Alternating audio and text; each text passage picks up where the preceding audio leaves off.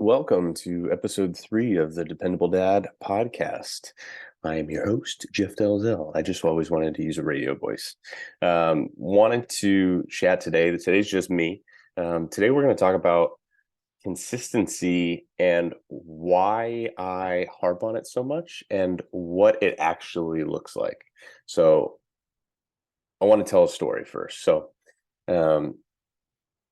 A few days ago, so I'm recording this on November 4th. So on Monday was Halloween, and Halloween was great. It was very cute to get the kids all dressed up.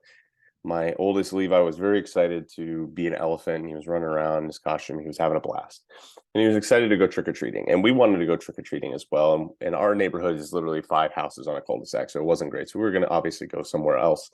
And my parents just bought a house probably 5-6 months ago in a neighborhood a couple towns over from us. So they're about 10-15 minutes away, which is great. And they got a great walking neighborhood, big house, lots of kids. Fully expected trick-or-treating to be awesome there because that's what you would expect it to be in that sort of an environment. And they knew that it was going to be this great thing. And my parents were excited about it because they didn't really get to see him much last Halloween because they're a little bit further away. So great, we're going to bring him over there and we're going to do Halloween over there. And that was just kind of what we decided about a week and a half ago.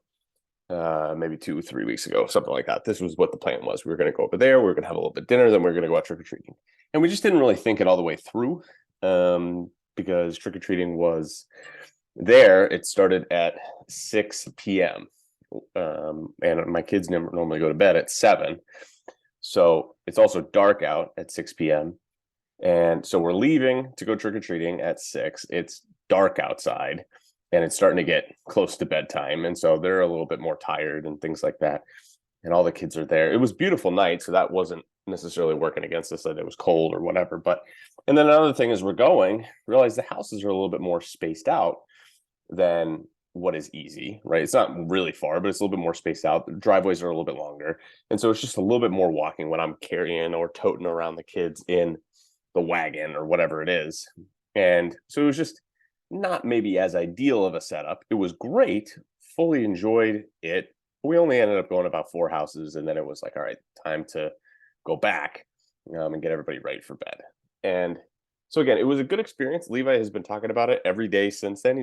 I went trick-or-treating and I was an elephant. He was very excited about it and all these things, which is fantastic. And I want to talk about that in a second. But we learned from that experience that next year when we go, that we want to go probably to a neighborhood that's maybe a quarter of a mile from us, that my wife's aunt and uncle live in this neighborhood. We walk there all the time. It's a bunch of houses. They're all right next to each other with really short driveways. And in my town, trick-or-treating is from 4 to 6 p.m. So it's during the daylight, not really going to butt up against bedtime. So that was the learning experience. The previous year, not this year, but the year before, we did a similar thing where we went to, before my parents lived in this town, Brentwood. We went to another aunt and uncle's house at a different neighborhood in Brentwood, and it was the same thing, where it was a little bit bigger neighborhood, and Levi was a little bit overwhelmed because he was with a bunch of older kids, Megan's cousins, who were running around and they were trying to do their whole thing, and he was a little bit overwhelmed by that. So this time, the learning experience from year 1 to year 2 was, hey, we're just going to go, just us, us and my mom came, and brother and sister, and it was a little bit more low key. We went out a little bit earlier in the evening. We didn't get there and have to like linger, which is what we did the previous year. We got there and we were at my parents' house, so there was a familiar place for him that he could play with his toys and things like that he has there, versus when we went to Megan's aunt and uncle's, we were like in an unfamiliar space, and so he's outside and he was a little bit more uncomfortable. And then so we made those changes for this year, and we learned from this year. We're going to go to next year. So this is not an ironclad example, but I want to illustrate a couple of things. One, we went even though it wasn't going to be ideal. We knew it going in. It was not going to be perfect by any stretch of the imagination. But on the flip side of it, Levi still had fun every single year, right? There were good moments and maybe not as good moments and things like that, but he still enjoyed it. And particularly this year, when we're looking at it and like, that really wasn't all that great. We should have done this, that, and the other thing. He's been talking about it for 5 days. he's been absolutely over the moon about it and wants to go again because he had that much fun going to the 4 houses that we went to and wearing his costume, right? And then, so while it wasn't necessarily ideal, it was still good, beneficial, and then we also learned from it so that each year, hopefully, we are improving, and the experience for him, and then for our other kids who next this year we're our the twins are 11 months old right now, so they didn't really get it, but next year they'll be almost 2, and they'll certainly be at least a little bit more into it, be walking around and things like that. So share this story for those couple reasons. One, when we're thinking about consistency, what we're thinking about is not consistently perfect. That is where I think the flaw comes in. Um, is that all right? I think I need to do this every day, right? When we start out, we say, all right, I got to be consistent with what I'm doing. I got to stick with it. Sticking with it doesn't mean it has to be perfect.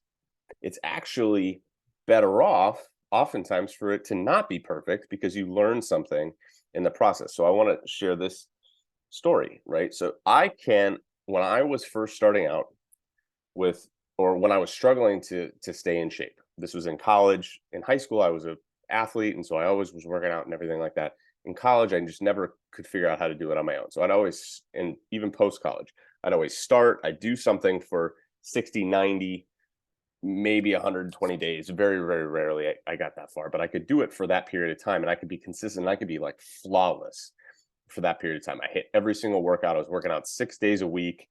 My food was, I was eating these perfect quote unquote clean meals, chicken and rice and all this stuff for every single meal.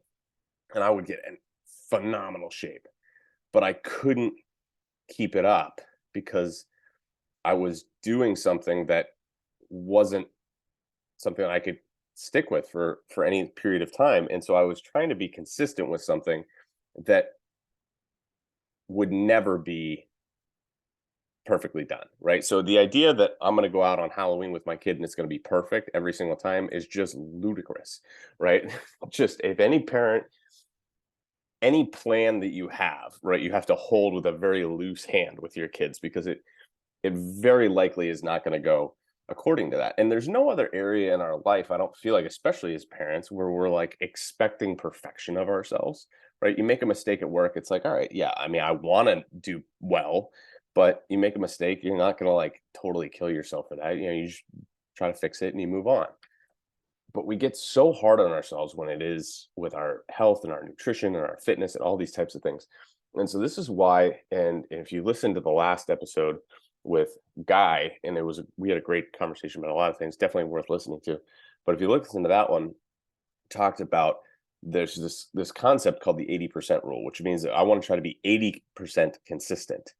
And why is that better than 100%? Well, because 100% means that you're not giving yourself room for the inevitable hiccup that comes in, right? The idea that I'm going to go into Halloween and it's going to be perfect and there's no wiggle room for it to not go that way, and having those expectations of the night and everything like that, I'm going to end up disappointed because if the standard is perfection, I either meet the expectation or I fail. There's no exceeding. There's no, like, if I'm trying to be perfect and I am perfect, then I just did what I was hoping to do. And so there's no opportunity for me to actually feel good about what I'm doing. And then there's almost an overwhelming reality that I'm going to fall short of what it is that I'm trying to do and feel bad about myself.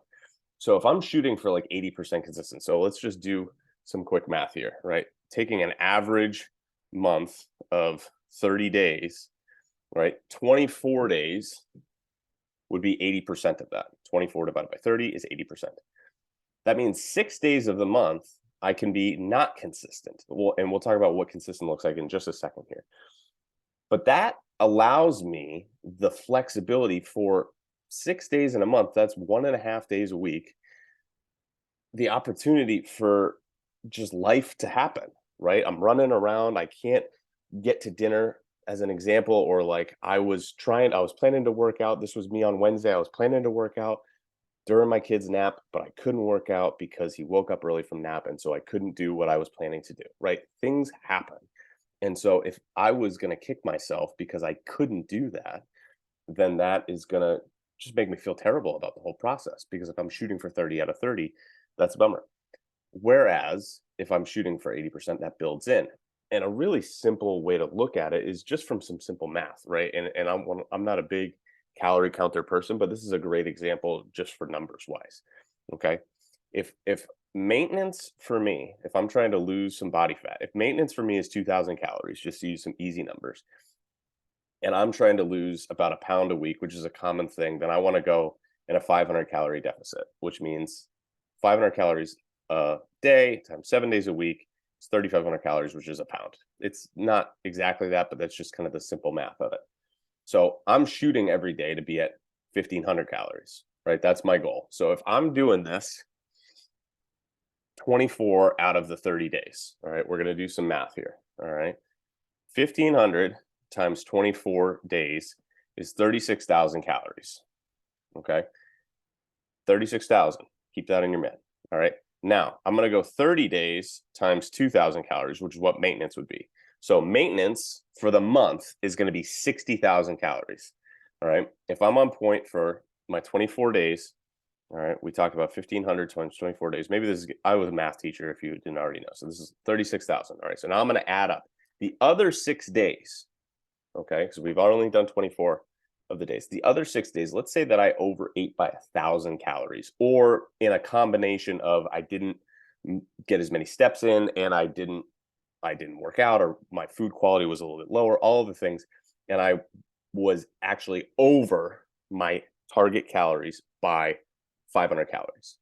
All right, so I ate 1,000 calories more. I ate 2,500 calories instead of the 2,000 that would get me to my that would keep me maintaining, and the 1,500 that's my goal.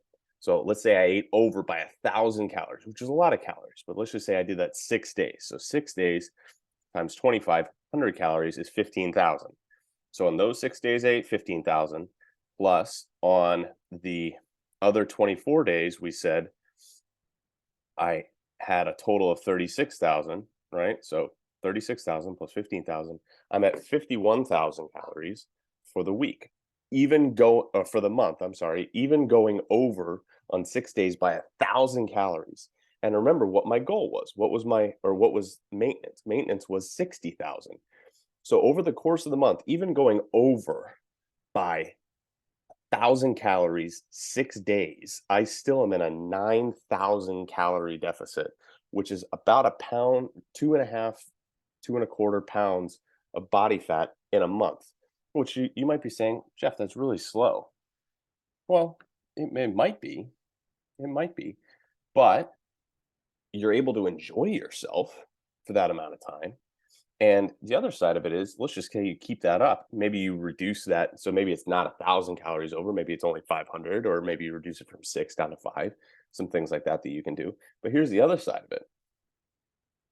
If I can keep doing that because I have the flexibility now, right? 2.5 pounds, 2.5 pounds, and I'm doing it month over month because I'm able to stay flexible with it. All of a sudden, after 12 months, I'm at 36 pounds in a year. But in a year, I haven't started and stopped and all these things because I haven't had to do something that is not enjoyable or not sustainable for me. And so I can lose 36 pounds in a year, which is, well, again, that might seem like a long period of time, but when we have the runway of a lifetime, which is, all right, I could maybe lose, if let's say that I had 36 pounds to lose, right? And I was going to be really, really aggressive with it, like wicked, wicked aggressive. And I was going to go for 2 pounds a week, right? 2 pounds a week, that's 18 weeks. So call it 4.5 months. That's being really aggressive. 4.5 months. But I'm doing wicked, wicked aggressive with it. Maybe it's a little bit less. Maybe it's 3.5 months, something like that. What did you have to do to get there? And can you keep it up past the 4.5 months? Because this is what I did all the time. I could lose 15 pounds in, 2 months and see my abs and all this kind of stuff. But then in 2 more months, I'd be right back where I was. I gained and lost the same 10 to 15 pounds 8 times. because what I was doing to get there was not sustainable and I couldn't enjoy myself. And so when we're thinking about consistency, we're not thinking about, okay, I have to be all perfect or I'm not doing anything at all, right? We're trying to find this middle ground where I can enjoy myself and I can learn from, okay, maybe in month one, I went a little bit above, right? My target of 6 days. Maybe I wasn't as consistent with the things that I was trying to do for, you know, 8 days, 10 days, something like that. I will still make some progress, right? Even again, just tack it up. I have nine more days, 1,000 calories a day. I have 9 more days to stay in a deficit. Now, is it going to be a drastic deficit? No, but have 9 more days, so I could go half the days and be over and maintain, and certainly not gain weight.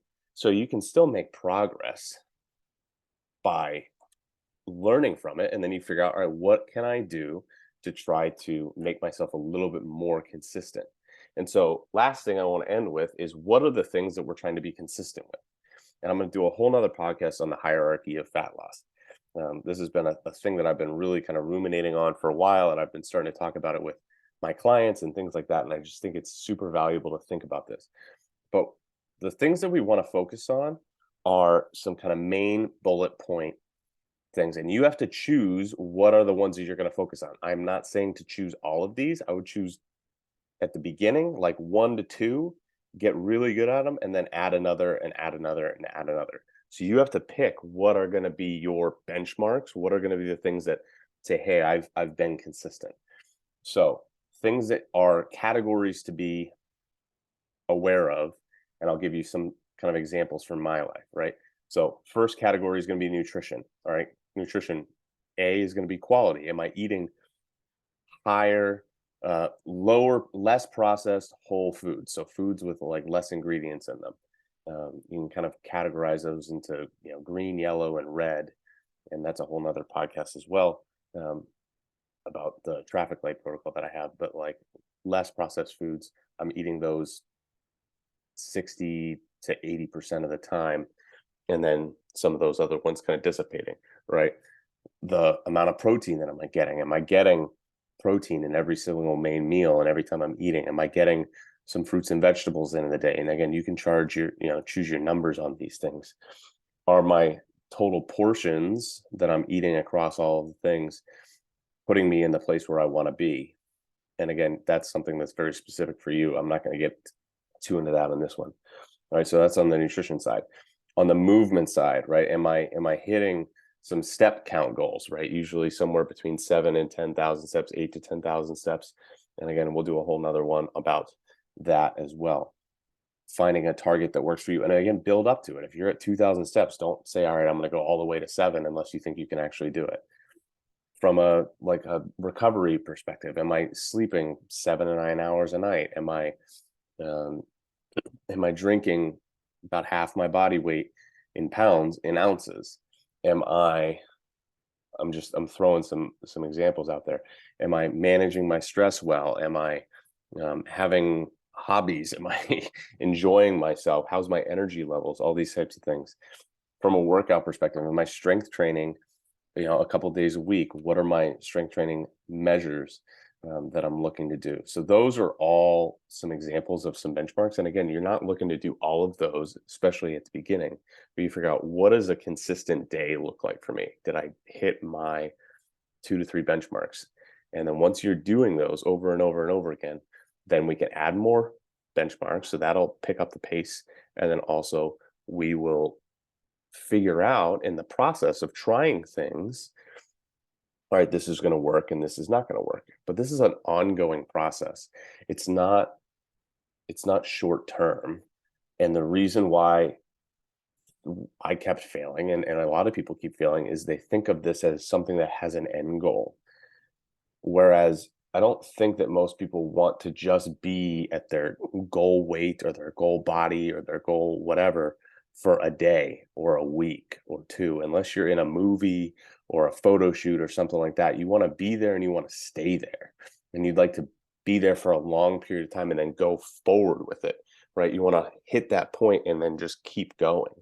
Well, in order to keep going, then what you do to get you there determines whether or not you can keep going. If you do something to get you there that you can't stick with, then you're going to go back to what you originally always did.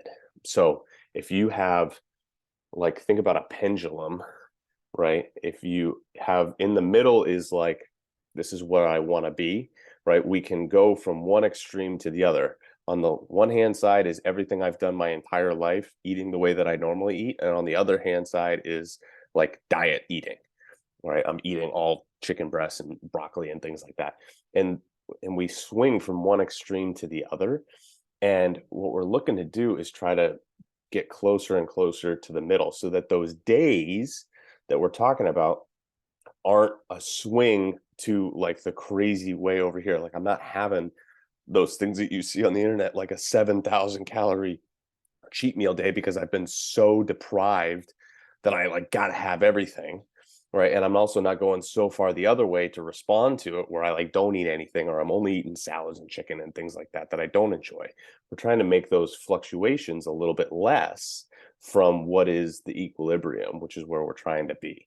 So establishing a new equilibrium, establishing a place that we can be and not swinging so far from one extreme to the other is what consistency looks like. It's where we live in this. It's kind of, if you think about this, and I'm not a big gun person, right? But there's, you can have somebody who is shooting a gun, and I wish that I could think this through a little bit better, but somebody's shooting a gun at a target, all right, and they have 5 holes within like an inch radius. Okay, that person is consistent. But maybe that's that 5 inch, that inch long radius is up at the shoulder versus at the middle. Okay, so that's just an accuracy issue. We can take somebody who's consistent, but consistent in the wrong place, and just tweak something to move their consistency toward the middle versus the person who's all over the place, but every now and then hits a bullseye, right? That's actually more dangerous, right? That's somebody who is, it's going to be a lot harder because they're not doing the same thing every time. And so trying to get them to do the same thing with some regularity is going to be a lot harder than trying to just move the equilibrium or what somebody does with consistency a little bit closer to the target. So that's what we're trying to do, is we're trying to just basically bring all of our sporadicness into a smaller range, into, instead of swinging all the way, way over here like Big Ben in London, right, all the way over this giant pendulum. We're doing more like a little tiny metronome that's on your desk, right? We're trying to change how, I don't even know if Big Ben has a pendulum. That was a stupid example. But the idea of like something really, really big that's swinging back and forth versus something very, very small, we're trying to get the wiggle back and forth to be smaller and smaller every day. So even on a day, and this is not like bragging, this is just because I've been doing it a long time. Even on a day where I'm gonna go over on my portions, and I'm gonna eat a little bit more food, or my quality is not gonna be as good, it's not so off the rails that it looks drastically different than what a normal day would look like for me. So, and there's going to be days where I'm maybe a little bit more, you know, I guess cleaner. I don't even like that term. I'm eating more whole foods, less processed foods and things like that, that would look, if I said, hey, this is a day in the life of my eating, everybody like, oh my gosh, he eats so clean all the time. And that's not necessarily all of what every day looks like, but those variations move a little bit less side to side. And then also where the equilibrium is, where the average is, has moved closer to where I want it to be over the course of years. But it's a lot easier for me to move the equilibrium, or where my average is, after I'm consistent, than it is to try to move it, to try to become consistent once I've moved it, if that makes any sense. So I want to try to focus on consistency first, trying to do the same things over and over and over again with regularity, and then I can add more. This is what we were talking about, add more, so that we can move the needle a little bit closer to where we want to. But consistency first, and then you can move a little bit closer to where it is that you want to go. So coming all the way back, full circle, back to the beginning story of Halloween. We showed up. We have showed up every year. I mean, granted, it's only 2 years, but we've shown up every year for Halloween, and it has not been good, but we're moving the needle each year a little bit closer to where we want to be. And it's the same thing. Like I got to keep showing up. And every time I show up, I can get a little bit better and a little bit better. It's the same idea with this podcast, right? I'm going to keep showing up. And I learned something from my first one. I heard the audio, but I didn't hear it until after I recorded it. And so I'm trying it with, if you're watching this on YouTube, you can see I have my wired headphones so that the microphone's a little bit further away from my face than the AirPods were. I don't know if this is going to be much better. We'll see. I might need to go out and buy a microphone. I don't know. We'll have to see how that goes. But I learned something and I'm still showing up, and I'm going to try to get 1 degree better each time I do it and move the equilibrium. But I got to keep showing up. I got to keep doing it. Otherwise, I'll never get good at it. If I'm just trying randomly with this podcast and I'm just doing it, I feel like it, I don't feel like it, etc., I'm not going to get very good at it. And I'm never going to really move the needle all that much. I'm going to keep swinging from one extreme to the other. So it's a lot better for me to just show up. It's okay if it's a little bit mediocre at the beginning, because if I keep showing up and I keep doing some of the same things over and over again, once I get better at some of these things, then I can move the needle 1 degree more and 1 degree more and 1 degree more. But consistency first, and shooting for something that's attainable, like 80%, is actually a lot better for you than trying to be 100% consistent all the time. It's just setting you up for failure. So I appreciate you guys listening. I have no idea how long this went. But yeah, we're going to have to see if what the timing on this is helpful. If this is too long, if you've made it all the way to the end, but you're like, hey, this is probably a little bit longer than I'd like to listen to, let me know. You can shoot me a message on Instagram, or you can comment on YouTube. I know that. I don't think you can comment on like Spotify or anything like that. But if you're looking for me, my link to my Instagram is in the show notes, and you can comment or send me a message there and let me know what you think. Length, topics, anything like that. Would love to hear from you, so that this is valuable to you. Because again, I don't even know if anybody's listening to this, but I'm going to record it, and I'm going to keep doing it, and hopefully it gets better and better. So appreciate you listening if you've made it this far, and hope you have a great day, and we'll see you next time.